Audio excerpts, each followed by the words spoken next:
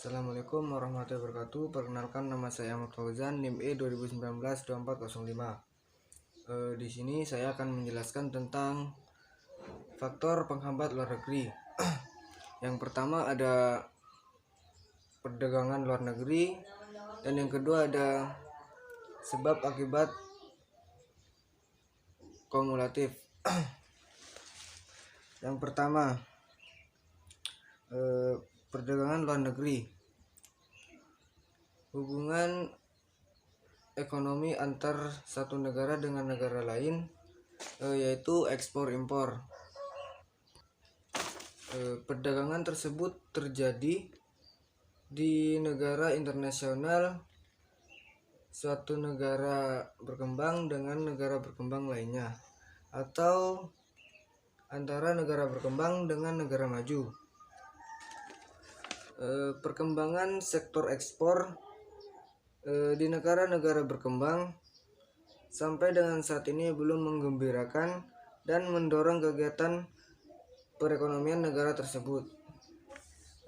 Satu peranan ekspor dalam pembangunan menurut Ricardo. Para ahli ekonomi klasik menganalisa mengenai peranan ekspor dalam pembangunan ekonomi. Ahli ekonomi klasik tersebut antara lain Ricardo, Smith, dan Mill telah menunjukkan bahwa perdagangan luar negeri dapat memberikan beberapa sumbangan yang pada akhirnya akan dapat mempercepat pembangunan ekonomi suatu negara. Selanjutnya, proses sebab akibat kumulatif, yaitu suatu teori tentang sebab-sebab bertambah memburuknya perbedaan dalam tingkat pembangunan di berbagai daerah dalam suatu negara. Di samping itu, teori sebab akibat kumulatif juga bisa digunakan untuk menjelaskan tentang sebab-sebab terjadinya jurang perbedaan pembangunan antara negara-negara miskin dengan negara-negara kaya yang bertambah lebar. Menurut teori klasik, dalam jangka panjang mekanisme pasar akan menciptakan pembangunan yang seimbang di antara berbagai daerah dan negara. Faktor-faktor yang menyebabkan backwest effect diantaranya: 1. Corak perpindahan penduduk dari daerah miskin ke daerah yang lebih maju. Pada umumnya penduduk yang berpindah ini melakukan urbanisasi ke kota-kota besar atau daerah yang lebih maju.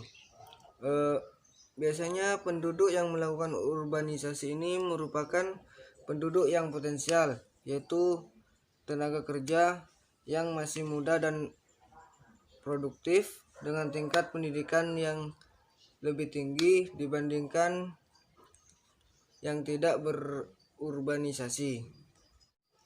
Yang kedua ada corak pengaliran modal. Modal ini pada umumnya lebih mengutamakan ditanamkan di kota atau daerah maju, sebab di kota banyak faktor pendukung seperti lembaga perbankan yang memungkinkan kemudahan bertransaksi. Oleh karena itu, modal lebih mudah diperoleh di kota atau daerah yang maju. Sebaliknya, di desa atau daerah miskin, modal sangat dikit dan sulit diperoleh. Kondisi ini mengakibatkan penyebab timbulnya backwest effect yang disebabkan oleh modal, yaitu kurangnya permintaan modal di desa atau daerah miskin, dan modal lebih mengutamakan ditanamkan di kota atau di daerah yang lebih maju. Yang ketiga adalah pola perdagangan. Kegiatan perdagangan yang banyak dikuasai oleh industri-industri di kota atau daerah yang lebih maju. Hal ini menyebabkan daerah miskin mengalami kesulitan untuk mengembangkan pasar untuk hasil-hasil industrinya, memperlambat perkembangan di desa atau di daerah miskin. Yang terakhir ada kondisi transportasi. Transportasi di daerah yang lebih maju atau perkotaan jauh lebih baik, sehingga kegiatan produksi dan perdagangan dapat dilaksanakan dengan lebih efisien di daerah tersebut. Sekian dari saya, kurang lebihnya mohon maaf. Wassalamualaikum warahmatullahi wabarakatuh.